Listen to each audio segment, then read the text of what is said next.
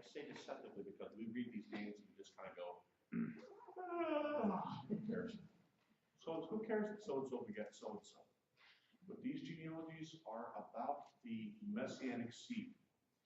And they're about, in this particular text, they're about David. Although it mentions Abraham, which our Pop Torah does as well, and our Torah portion mentions David. But notice the 14 generations.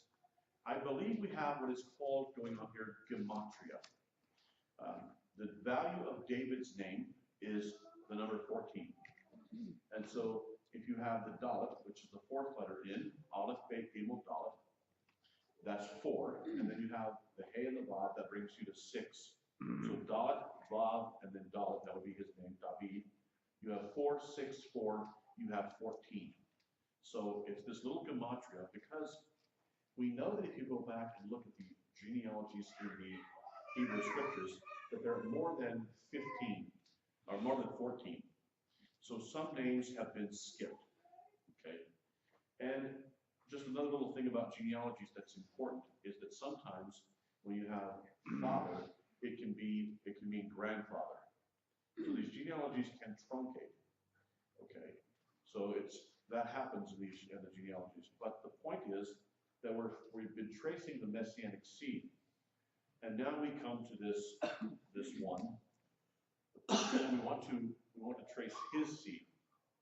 And so Matthew is saying to us, follow this genealogy, and it's really about David, and David being the quintessential king in Israel. So fascinating text here in Matthew. He's laying out for us this genealogy, 14 sets of 14. And I like the way in this genealogy how he says David, even though David is king, you notice how he says that Bathsheba, the wife of Uriah. I love how he puts that in there. Yeah, he doesn't say. He didn't eradicate Uriah. Right, he didn't eradicate Uriah from the genealogy as far as mentioning him by name.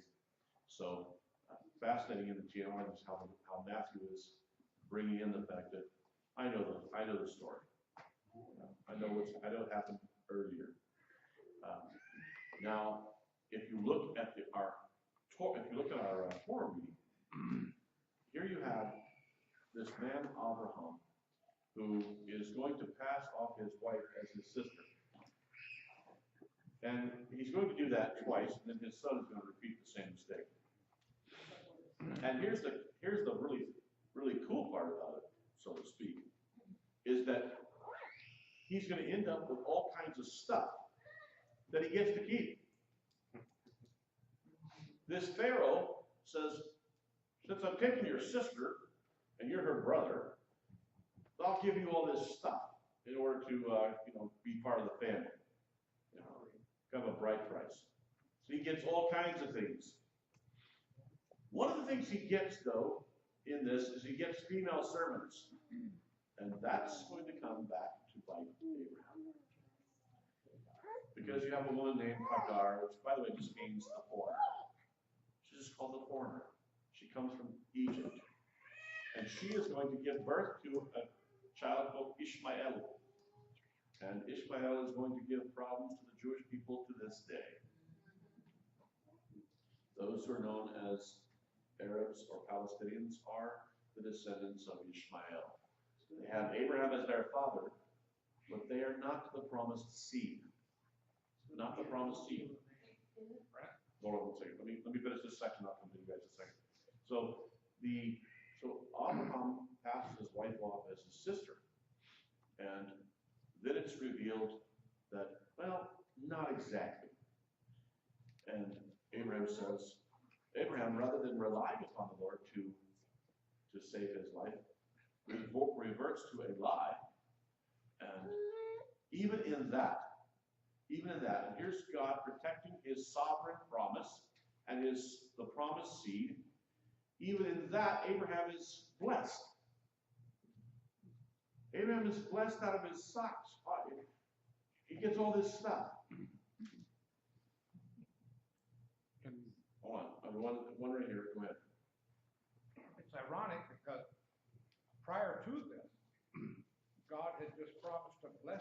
Yes. and to watch over him and protect him, and if anybody cursed him, Yeah. he would curse them. Right. And now here we find that he's scared for his life. Right. He's just gotten the promise. I'll bless those who bless you. I'll curse those who curse you. And in you, all the nations of the earth will be blessed. By the way, that's really another message of Isaiah, is that in you, all the nations of the earth will be blessed. Through you, Abraham, I'm going to do everything. I'm going to pour it all through you. Now he's fearing for his life. Now he's fearing for his life, and he's saying, you know what? He says to his wife, I'm paraphrasing, you're a really hot babe. And so, since you're a hot babe, if we go to Egypt, Pharaoh's is gonna say, hey, Wow. Your wife's really pretty. I'll take her for my wife. And he's gonna dispense with me. That's a nice way of killing him. He's gonna kill me. I'll be a goner. And he'll just take her into the harem, and I'll be a forgotten guy, because I'll be dead. So tell you what, just tell him I'm your brother. And it seems to be working, because this Pharaoh says, hey, here's a bunch of stuff. Here's some male servants, some female servants, some bunch of cattle. And Abraham's like, man, this is all right. But he's putting the promised seed at risk. And here's the key, here's the overarching key. God protects the seed. It does not become contaminated with Egyptian blood. Although, ironically, Abraham is going to have relations with another Egyptian. You can't get away from Egypt. Can't get away from Egypt. Yeah, by the way, that's our metaphor for this movement, is we came out of Egypt, or he took us out of Egypt, but the truth is this, Egypt has really never come out of us. And that's the struggle. We come out, we say that we are Christians, we say that we are believers in Christ, we say that we are his people, but we still live with a Egyptian mentality. And we still live in fear. And oh, by the way, what does the Torah portion say? He keeps saying, Al Tirah, fear not. Do not fear. Let me ask you this question. How many decisions do you think we make in life that are based on fear? Things that we are afraid of. We fear that this might happen, and we make a decision based on fear. And look at how many times Yeshua in the Gospels, he comes to people and he says, fear not. Don't fear. Because he knows that we make decisions out of our insecurities and out of our lack of knowledge. You're saying that he was keeping the gene pure for the seed, Yes. but after Jacob, his sons went to Egypt, and weren't all their wives, well, not all of them, at least most of them, all Egyptian? Yes. Yeah, okay. Although he still keeps, in fact, by the way, we'll mention this when we get to that Torah portion. Joseph goes down to Egypt and marries an Egyptian woman, and they have Manasseh and Ephraim. And that's Two Egyptians. They're born to an Egyptian mother, and you know what? Here's the key. They are adopted by Jacob. Yeah. So adoption is the metaphor. I was speaking to my friend Matt back there a couple days ago, and I said to him, I'm adopted, as most of you know.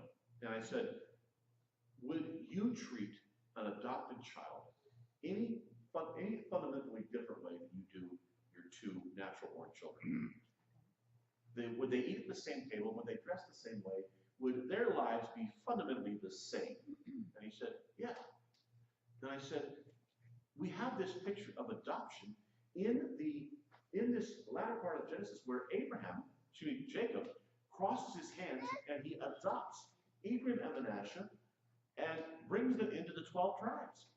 So 2 of the 12 tribes are Egyptian.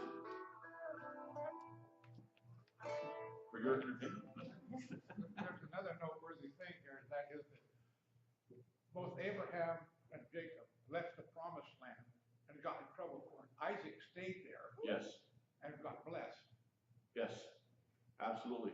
Yeah, that's the land of blessing. But let me say this. It says, in you all the nations of the earth will be blessed. I will bless those who bless you, I'll curse those who curse you. So the Abrahamic covenant is still in effect. God has never gone back on this covenant. He has never amended it, rescinded it. It is still in effect that God is going to use the nation of Israel. And I will say this, the church I grew up in, I'll only speak for the church I grew up in. We had absolutely no theology of Israel. That Israel was important, that Israel of the past was not important, or Israel of the future was important. And yet, the scriptures are clear to say, through you, Abraham, through your seed. And what is the key word of Genesis? It's the word toledot, from the word yalad, to give birth. These are the generations. And there's 10 times in Genesis that he says, these are the generations. And then he gives, at times, a genealogy. Because we're going to map the promised seed. So Genesis 5, he does this. Throughout there, 10 times in the book of Genesis, he says, these are the generations. And it's the overarching structure of this book. Now, you mentioned it briefly when you self-corrected, auto-corrected there in the genealogy. Thank you. Her name is Miriam. That's key. Because it's not, the mother of Yeshua is not Mary. The mother of Yeshua is Miriam.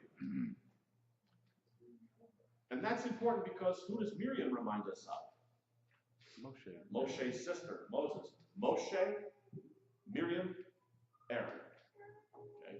So it's important that we know that the text actually says in the Greek text, it says Miriam.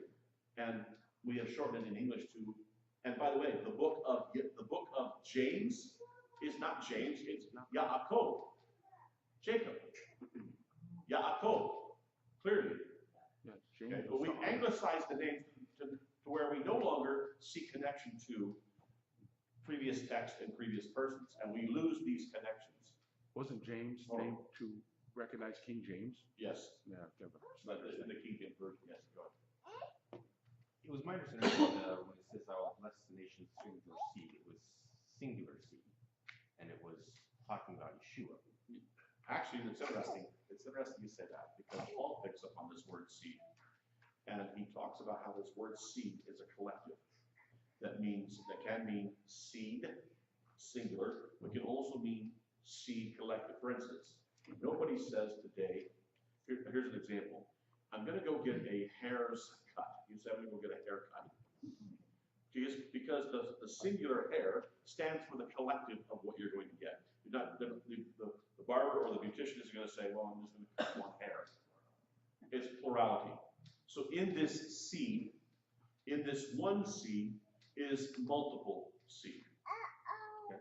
And so it's a much bigger picture than just this idea that it is messianic, absolutely messianic. By that I mean we're tracing the coming, we're looking at the family of Messiah. But we've pointed out before how that in them is this one. And we want to keep tracing if we can, who this one is. So now we're going to have Abraham, Isaac, Jacob. And then our text tells us, Isaiah text, Torah, Jacob's name is changed to what? Israel. His name is changed to Israel. Israel, we don't know what exactly, there's two possibilities for Israel. Maybe Israel means Yashar El, the upright of God. The upright of God. Or it could be from another root that means to struggle or to wrestle with God. As we know that Jacob does. He wrestles with God. Okay? Yeah, as a Devach river. Okay? So, it's fascinating that what we see here is in this big picture of the nation is coming out of this a promised seed that will be the one. We get this singular and collective. Oh, by the way, I should mention that. This was in the notes. This idea, what you're talking about. In Isaiah, he talks about the servant of the Lord. It's a big theme in the latter part of Isaiah. And it comes up in our portion today. And when you read this concept of the servant of the Lord, sometimes the servant of the Lord, many times in Isaiah, is the people of Israel. And then at times the servant of the Lord is an individual. It can't be the people. Isaiah 53. So is it the people that are the servant, or is it a person that is the servant? Yes. Because that person comes out of these people. But so Isaiah can say, my people are my servant. Israel is my servant. He's going to say that collectively numerous times. And then he's going to say, oh, but there's going to be a servant, my servant, who will suffer, and he will die. He's going to be bruised and beaten. That's not the people. And it goes singular there. At times you watch it goes plural and talking about the people. And other times it's the servant who is this one. And so you see this collective idea, the seed and the seed. Both. You see both. Yeah. As you were talking a minute ago about adoption, we who have been adopted are part of Abraham's seed. So as it said that Abraham's seed would be, all nations would be blessed. It is through us today, and it behooves us today to carry forth that commandment and to be out in the nations, working in the vineyard, Right. blessing them, trying to get them into the kingdom. Right. Everybody who is a believer in the Messiah. By the way, Messiah means anointed one. Christos, anointed one. So Christ, by the way, so it's not his last name, it's a title. Yeshua the Mashiach, or Yeshua the Christos. That everybody who's a believer in Yeshua, Jesus the Messiah, is a descendant of Abraham. Either by birth or by adoption. And it's through Abraham, it's in Abraham's seed that everyone comes to and into the family of God. In you, all the nations of the earth will be blessed. This is the grand picture right up front here that we have in Genesis chapter 12, that in you, all the peoples of the earth will be blessed. Israel will be a blessing to the nations. Israel herself will be a blessing to the nations. There is no doubt. That's the corporate. That has proven itself to be true. Look at any list. Look at any list of the. I challenge you to do this for the fun of it. Look at a list of Nobel Prize winners, and the overwhelming majority of Nobel Prize winners are Jews. I was up at the, as you guys know, I often go to prison, not because I belong there. Well, I probably belong there. I probably do belong there, never mind. But graciously, they You're let on me your out. way to prison a lot. Yeah, I go to prison a lot. I'm on work release right now as we speak. Actually, I'm in the witness protection program. I figured a Messianic congregation, nobody will ever find him. That's so obscure. So I was at Monroe Prison, and I'm talking to the chaplain there. And he himself is a retired Army colonel, and he's Jewish. And so we had this rapport, we were talking, and he's always cool when I call him up in Monroe. He always says, you know, we talk about biblical things, and just the nicest guy. And he says to me, he brought me over to his house. He says to me in conversation, he says, by the way, he says, just thought I'd tell you this. He said, my father is a Nobel Prize winner. And I was like, cool, wow, that's cool. I mean, how many people can say that, you know, in science? And I was like, that's really cool. I mean, how can I try to live up to that? You know, like, what did your father do? Well, you know, he was a Nobel Prize winner. But fascinating how God has used the Jewish people to bless the nations. And oh, by the way, for those who are anti-Semitic, there's a list. I'll get you on the internet that says, if you're anti-Semitic, here's a list of medications you should never take if you're not going to be a hypocrite. Because they were founded by individuals who were Jewish. The list is extensive. And the list is extensive. The list is quite extensive. Founded by, God has blessed these people. So God was going to use these people to bless the nations on so many levels.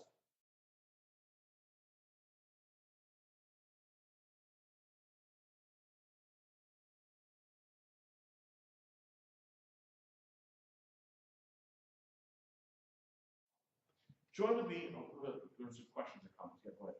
One, The sorry. ultimate Hold on, thing- let me get Emery first. Go ahead. One thing, Abraham had to wait 25 years to have the seed. Yes, And number two, we gotta remember that Abraham is our father. yes. Abraham is our father. Paul says this. Paul says this, that Abraham is our father. But by the way, and you bring out a great point, and it's a precursor, that the promised seed was going to be miraculous. It wasn't going to be through normal human means. Abraham's going to have to wait until his wife can no longer have children, and then wait even longer. And by the way, it's kind of, God has this funny sense of humor because all the matriarchs are barren. God says, I'm going to pour a bunch of seed through you guys. And then he says, oh, by the way, you're not going to be able to have children. You're all dried up. You're all going to wait. Sarah, you're going to wait till you can't have children anymore. And then miraculously, I'm going to give you a child. But oh, by the way, that helped Abraham to believe in resurrection. Abraham says, yeah, I've seen resurrection. God can bring life out of death. No problem. But and by the way, this is the picture. This is the picture 2 weeks ago.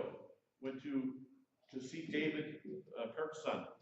And we did he was 8 days old, we did the circumcision.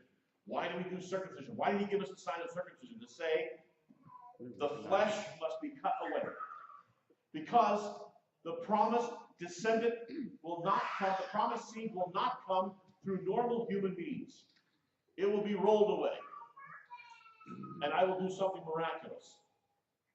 Remember what we said, you know, I mean, there's the joke that says, it shows a man, the one side, it shows the Arab, he's saying, you know, God, thank you for giving us all this oil. You know, and then there's the guy who's looking to God and he says, let me get this straight. You want us to do what? And, you know, when you think about circumcision, you look at it and go, what is this? What is God trying to say to us? What is he trying to say to us? He's trying to say, the flesh must be removed so that the promised seed will be miraculous. So, God is doing a great thing. I mean, this is his, and by the way, Yeshua on the 8th day circumcised. Yeah, right. Speaking, as you were a moment ago, about Nobel Prizes, there's a great thing through Abraham's seed.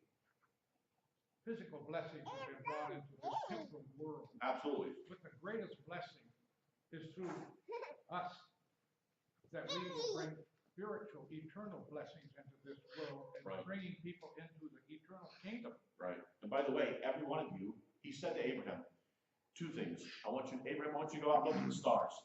And if you can count the stars, that's how many descendants you'll have. And Abraham died with one of those. He died with Isaac. Then he said, I want you to go and look at the sand on the seashore. That's how many descendants you're going to have. Every one of you here today that is a believer in Yeshua the Messiah is testimony to the promise still being kept that God made to Abraham.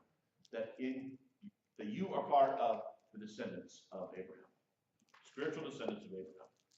All right, go with me to Isaiah chapter 40, verse 27. Isaiah chapter 40, verse 27. I want to walk us through this for a few moments because this is rich text, huge stuff. We've been looking at the Haftorah portions because the Haftorah portions are connected.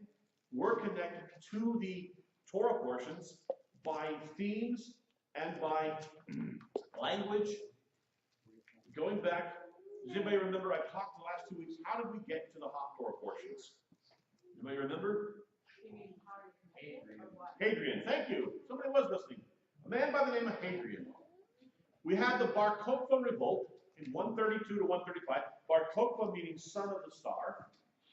And by the way, we found, and it's in the Israel Archaeological Museum, we found a bust of Hadrian. So we finally captured him. He's in the Israeli Archaeological Museum. He's in this, we have one bust that we have, a bronze, I believe, of Hadrian. And Hadrian said to the Jewish people, he was really ticked off after the Bar Kokhba revolt. And he said to them, you can no longer study Torah scrolls. So here's a Torah scroll. Right? It says, no longer can you use these in public anymore. No more reading from this. So, the Jewish people said, all right, tell you what we'll do. We'll come up with portions from the prophets that correspond to what the Torah portion was. And we'll ask Hadrian if we can read those. So they went to Hadrian and they said, can we read from the prophets? And Hadrian said, yeah, sure, fine. Read from the prophets. But what they did was they pieced together prophetic sections that went with the Torah portion. So that you were actually studying the Torah portion, if you knew it, by looking at the Haftorah portion. It's absolutely brilliant. So today, we start talking about Abraham. And what do you know, in our portion of the prophets, it talks about Abraham. All right, look what happens here. Oh, we've got a question. Somebody with a question or comment? Okay, sorry, I'll come back to these things. All right, look at this. He says this. Why do you say, O Jacob? Why do you declare, O Israel? So Jacob and Israel, this interchange between the two names. My way is hid from the Lord. My cause is ignored by my God. Where are you referring now? Yeah. Huh? Verse 20. Where are you? Verse 27. Chapter 40. You guys don't listen. Does anybody listen to what I'm saying? Does anybody listen to what I'm saying? Yeah, every word. You're hanging on every word. I see that. I know, I'm kidding. Verse 27. Isaiah 40, verse 27. He says this. Why do you say, O Jacob, why do you declare, O Israel? Notice that interchange again. My way is hid from the Lord. My cause is ignored by my God. Okay, so maybe God doesn't see what's going on. Maybe he doesn't know what's happening with me. Let me suggest to you that, no, he's going to tell them, no, I see everything. I know everything. And he says, do you not know? That's a rhetorical question. Do you not know? Do you not know, he says, have you not heard? The Lord is God from of old. Olam, from eternity. Then he says, creator of the earth from end to end. This is the word boreh. The word bara is used in Genesis 1. So we have Bereshit, bara. In the beginning, God created, and this word bara is used only of God. Whatever bara is, only God can do it. It's that ability to speak and things happen. He can speak and matter comes into existence. So he says, the Lord is God from of old, and creator of the heaven, creator of the earth from end to end. Now look at this. This is a great thing. He says, he never grows faint or weary. His wisdom cannot be fathomed. Isn't it cool to know that God never gets tired? I get tired. You get tired. You need to sleep. It says in the Psalms, he neither slumbers nor sleeps. God never even gets weary. His eyes never even start to doze off. He says he never grows faint or weary. And his wisdom cannot be plummeted, cannot be plumbed. And look at this. In the same language, he gives strength to the weary. In fact, because he has so much energy in him, because he is energy, he gives strength to the weary and fresh vigor to those who are tired and to those who are spent. The youths may grow faint and weary, and young men stumble and fall. But look at this. But those who trust in the Lord shall renew their strength. But those who trust in the Lord shall renew their strength. But that means this, we must rely upon him for our strength. Our strength must be in the Lord. Our strength must not be in ourselves. Then he says, as eagles grow new plumes, they shall run and not weary. They shall march and not grow faint. Okay. But those who trust in the Lord shall renew their strength. And in this, the language here of grow faint or weary, he keeps repeating that. See, he says, he never grows faint or weary. He gives strength to the weary. Youths may grow faint and weary, but those who trust in the Lord shall renew their strength. Now look at this. He says, verse 40, chapter 41, stand silent before me, coastlands, and let nations renew their strength. Let them approach to state their case. Let us come forward together for an argument.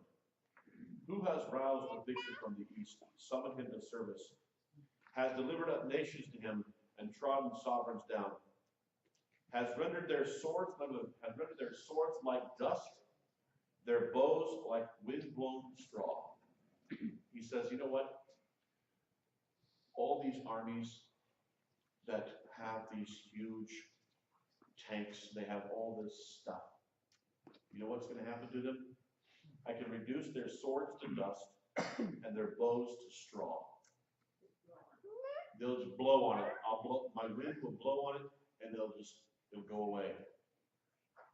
People say, well, you know, we can amass an army against him. We've got planes, and we've got tanks, and we've got all this weaponry. And he says, let me tell you, all this weaponry that you form against me, it's nothing. It's nothing. It's like dust. You pull back, you draw your sword, and it goes to dust. You have your bows and your arrows, and they're like straw. Isn't that the same when we talked about, you have all the gold and silver that you have, but, you know, it will not save you. It will not save you. You can have all this wealth, but Yeah. you can't buy entrance into heaven or whatever. Right. Yeah. Frankie, do you think that our future is the same thing what you just said about Yeshua? He never goes faint, never goes tired. Is that our future in heaven? I think so. Yeah, we will never grow faint. We will never, I'm hoping that we don't have to, that the bodies we will receive in the world to come will not be, will not need the rejuvenation of sleep. That, we won't have to. I'm hoping. I don't know. But we know this, he never slumbers nor sleeps. He never gets weary. I just want to make a plug.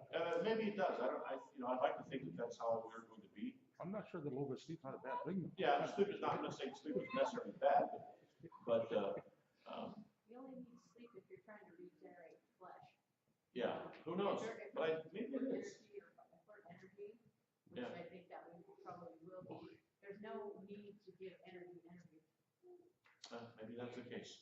I'd be interested to see if this is a description that, we never have to be rejuvenated by sleep. We won't even grow weary. We'll be able to run and never, have boundless energy. Wouldn't that be cool? Do you know how much of our lives we spend asleep? Yeah. A lot. Not enough. Not enough. Some of you need me. Some of you need me here because this is where you get your best sleep. Yeah. So I know that this is important to you to come here because some of you, some of you, I see you not up. I gotta tell you what I want to do. I want to go up there and just go in front of you and say, but I let you sleep. I realize that my voice is melodic and that you're just like, man, this is good.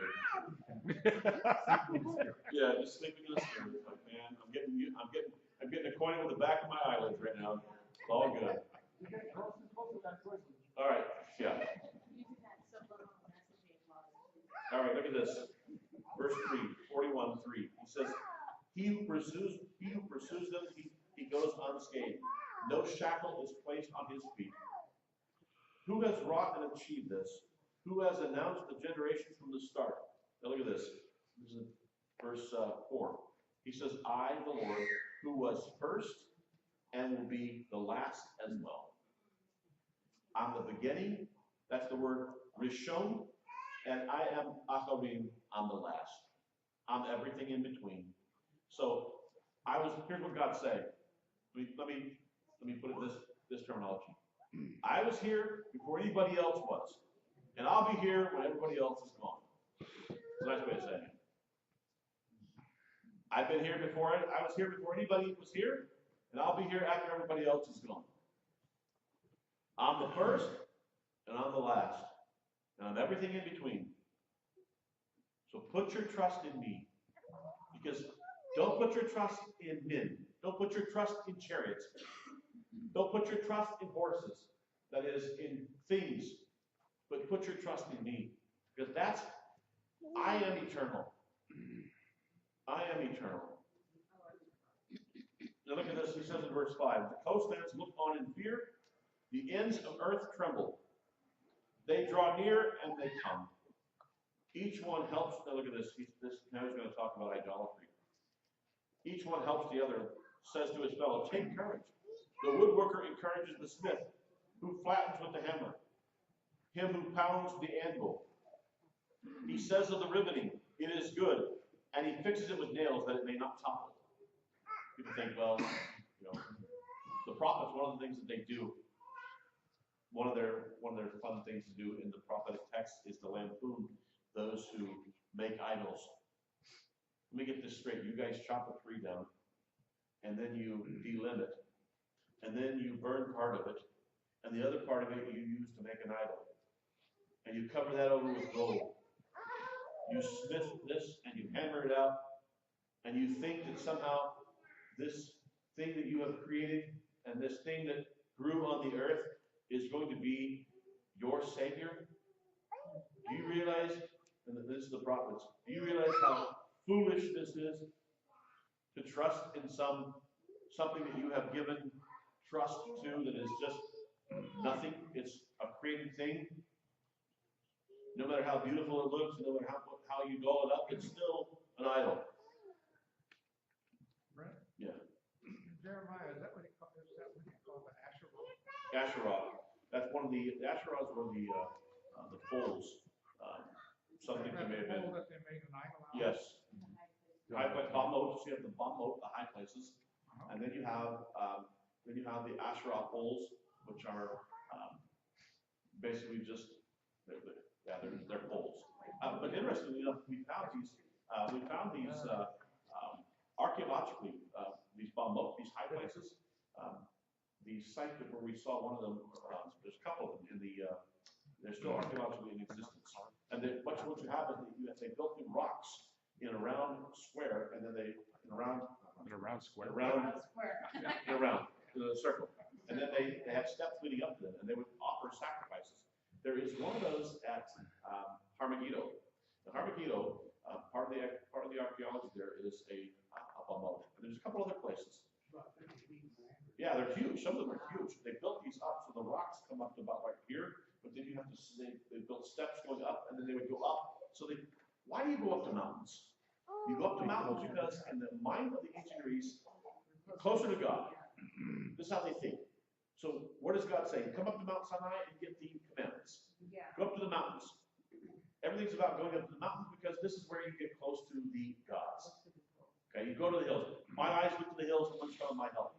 My help comes from the Lord, maker of heaven and earth. So the closest you can get to God on this earth, so to speak, is going up to a mountain.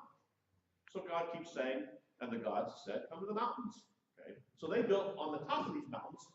They would build these bamot, these high places that even go even higher, and they would offer sacrifices there.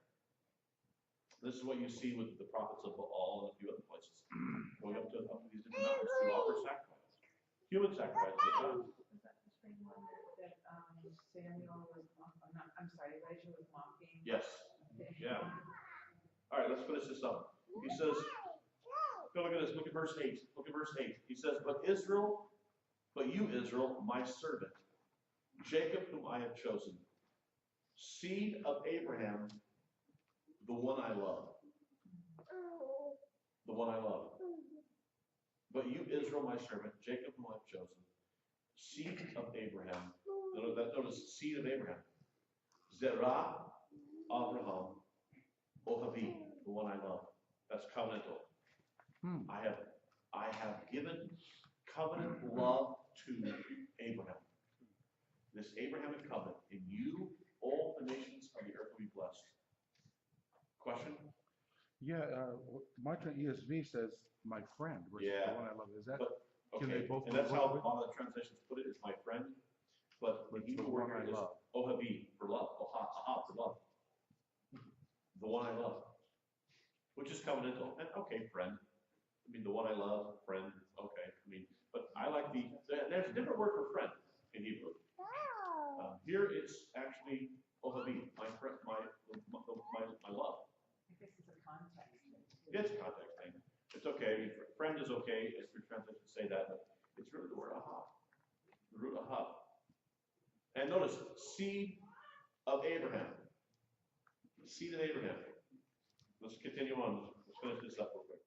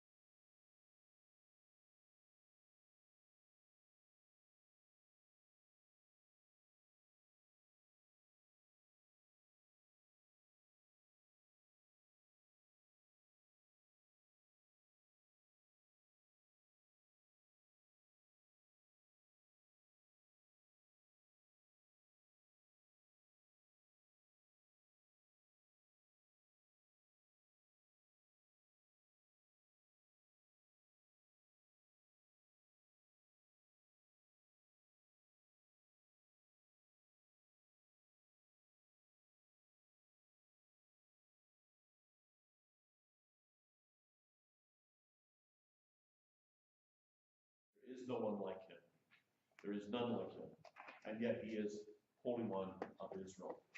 So if he's the Holy One of Israel, how does one become connected to this Holy One of Israel? You come by being a part of his people. You attach yourself to his people. Yes, Larry. I'm just looking at the beginning of 14, this one says, "Fear not, you worm Jacob, you men of Israel." Yeah. So like, kind of goes from, the one I love to worm. Oh, yeah, and he's calling them that to say, look, in your, he says, verse 13, for I, the Lord, am your God, who grasps your right hand. Earlier, he talks about that he took them by the hand. The nation of Israel is nothing without their God. When they have not relied upon their God, they have gone into captivity. So when it's called a worm, Yeah, it's a way of speaking of their humanity, of their frailness. Because where do you find a worm? It's on the ground. It's a symbol of weakness. It's a symbol of frailty. He wants them to know that their strength can only be in him. When their strength is in him, then they are mighty. If their strength is in anything else, you're a worm. You're vulnerable, and how easy is it to destroy a worm? Very easy. It's on the ground. All you have to do is walk. You crush it underfoot. But he promises that his people will be taken care of if they rely upon him. But notice, I'm your redeemer. Go El. I'm the one who redeems you. The Holy One of Israel. And then he says that at the very end, but you should rejoice in the Lord and glory in the Holy One of Israel. So our connectivity to him is based on our connectivity to these people as well. Because he's the Holy One of Israel. This is who he is. Any other questions or comments? Everybody's kind of like, No, it's lots of. all right. I hope you'll read the notes. Take time to do that. All right, go ahead and be in your story. Page 95 for the traditional Elenian stand. Page 95 for the traditional.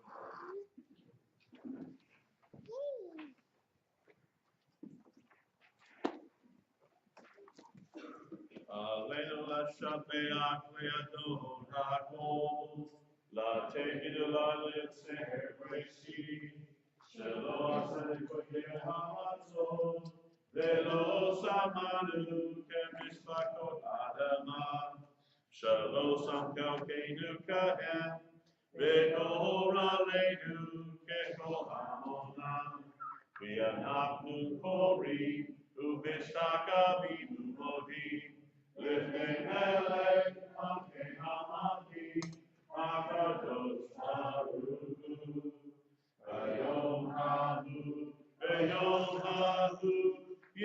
Adonai Echad.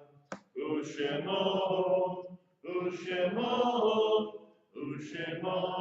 Echad. Together.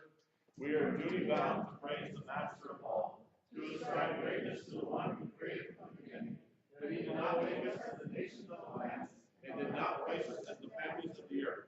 Since he did not assign our course as theirs or our lot like all the masses, we therefore bow and worship and give thanks before the King of Kings, the Holy One. Blessed is he. That day Adonai will be one, and his name one. If you are observing a Dark Side memorial, mourners will be doing the mourners fellowship. You can remain standing, otherwise you can be seated.